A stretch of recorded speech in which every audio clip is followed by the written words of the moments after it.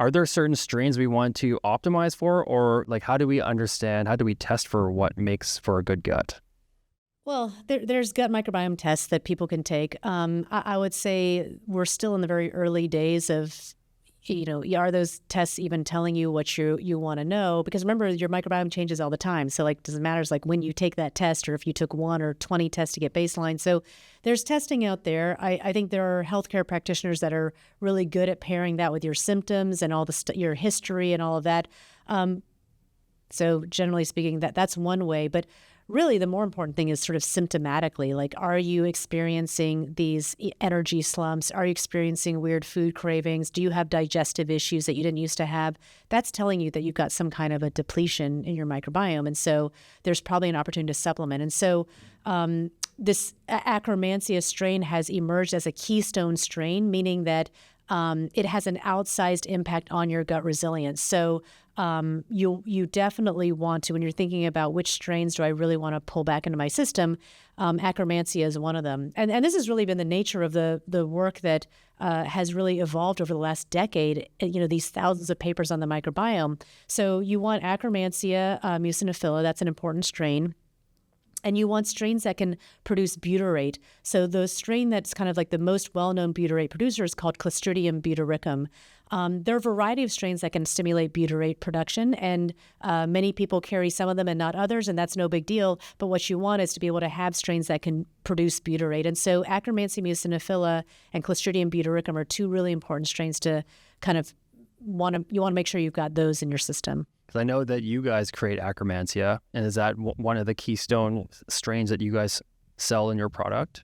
Yeah, and actually, we are, we were the first ones to be able to manufacture and sell Akkermansia, and kind of maybe not surprisingly, we'll just do a little buyer's beware here. If you go onto Amazon right now and you hear this and you're like, okay, I got to go get Akkermansia, you're trying to do the right thing, just buyer beware, because there are a bunch of Akkermansias on Amazon that don't actually have Akkermansia in the bottle. And so, and actually there's a professor at Cornell who recently kind of sequenced all of those different Akkermansias that he bought from Amazon.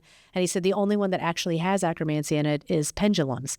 And so just be careful, because it's, not really an FDA regulated world and anybody can put anything on Amazon. So if you see something, you're like, wow, that's $10 and these other ones are 50, it's probably not real. We call it Fakermansia. Fakermansia. Yeah. And so why do you think you guys are the only ones that actually can create Akkermansia that's live and useful for us? Yeah, it's a lot to do with what we sort of talked about, where the gut microbiome is and getting into these deep recesses where there's no oxygen there. And then the idea that Akkermansia is the only strain we know of that can break down the glue and create the glue. So, I mean, Akkermansia is a pain in the ass to grow outside of the body. And what it requires is to create an end-to-end closed system that has no oxygen in it. And then you got to figure out what to feed this thing, because you can't just buy mucin. And so that takes real development and dollars invested, and it's hard to do. And so, maybe one of the biggest reasons we did it is because we're ignorant. We had no idea actually how hard it was going to be. It's like anybody who has a kid, if they really knew what was about to happen, probably nobody would ever have children. And so I think for us, similarly, we were like, well, this is an important strain. We should go grow it. And I think we didn't know how hard it was going to be. And in some ways, our newness to the field, or our not really knowing about supplements to begin with, but really coming at it from the microbiome science angle, allowed us to really invest the dollars to produce it. And so that's why it's hard. You can't have any oxygen. There's oxygen everywhere in the world around us, and it feeds off this really weird byproduct that doesn't just kind of exist. So if there's no oxygen, have you guys, I guess you must have created some kind of working environment to create that if there's no oxygen. How are you able to do that? Can you work us through that process of the manufacturing? Yeah, it's basically like Bubble Boy. So, and you'll see this, and hopefully you'll get a chance to play around in it, but they're literally these bubbles. And inside the bubble, the way you get rid of oxygen is you pump in a different gas. So you just start pumping in massive amounts of nitrogen and other gases to try to keep oxygen out. And you'll hopefully you'll get a chance to play around with this, but There's literally like gloves. You put your hands in and you're doing all the work in there. So it's like Bubble Boy. It's like astronauts. I mean, you just create a different micro environment. And that's why it's a pain. Now imagine you have to make a whole manufacturing plant and take this into consideration. We essentially had to build our own plant because such a plant didn't exist. So once you create this plant and you're able to grow this strain, how do we know that it's still alive? How do we know it works for us? Oh, yeah. That's the next pain in the ass. So the first pain in the ass is like, how do you grow the strain? The second pain in the ass is how do you keep it alive and get it into a pill form? And the third pain in the ass is how do you deliver it to the microbiome? So we talked about the third pain in the ass, which is acid-resistant time-delayed release. We talked about the first one, which is you got to have oxygen out of the system and get the right food for it.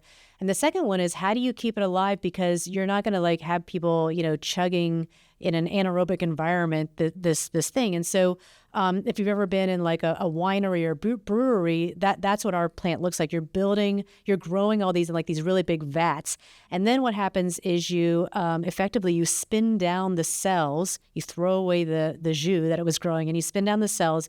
And then you have to take those cells through a variety of steps that essentially freeze dry them. And then once they're freeze dried, they're stable. And then after you consume them, you get to your gut microbiome. They're exposed to water in your gut microbiome. They revive and they come back to life.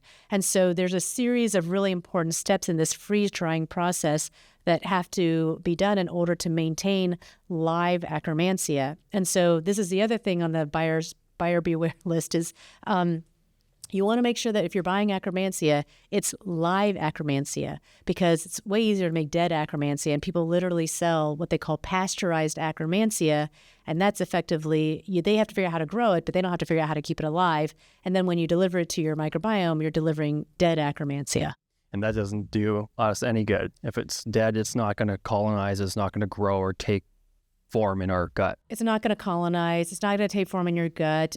You can't do anything on the nutrition side to feed them because they're dead, and so you kind of don't. And I mean, the trick of it is in that pill is all the parts of Akkermansia, all those postbiotics are in there, and so you kind of get some of that benefit, but you'll have to take that for the rest of your life. You can never rebuild your gut microbiome because it's dead.